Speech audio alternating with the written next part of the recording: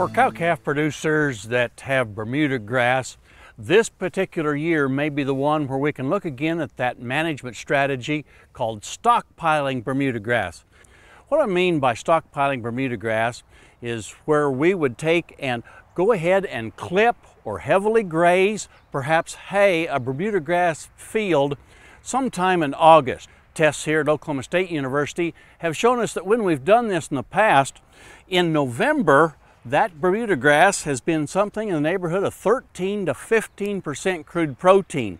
And it's held the protein content pretty well into December when it tested someplace between 12.5 and 14.5% crude protein. And even in January, the protein content was maintained to something around 11% crude protein. Now there's some steps involved to this process that I think you want to follow pretty closely. As we said, number one, we want to remove any existing old forage that's in that Bermuda grass area that we're going to defer certainly by late August. Then apply the nitrogen fertilizer. 50 to a maximum of 100 pounds per acre should be enough. Defer the grazing until about very late October, certainly around the first part of November would be a good goal. Control access to the forage that we have built up so that we do a good, efficient job of grazing that area of that Bermuda grass pasture to the best of our ability.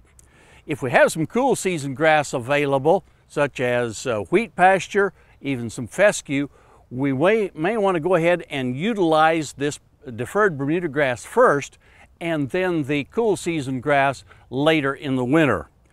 I would recommend that we give these cows something around 2 pounds of a protein supplement. It doesn't need to be a high protein supplement, one that's 14 to 25% crude protein.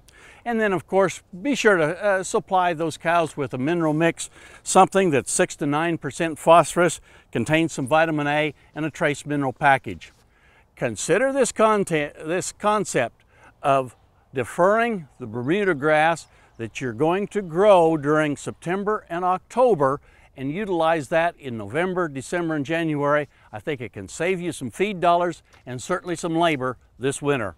Hey, we look forward to visiting with you again next week on Sunup's Cow-Calf Corner.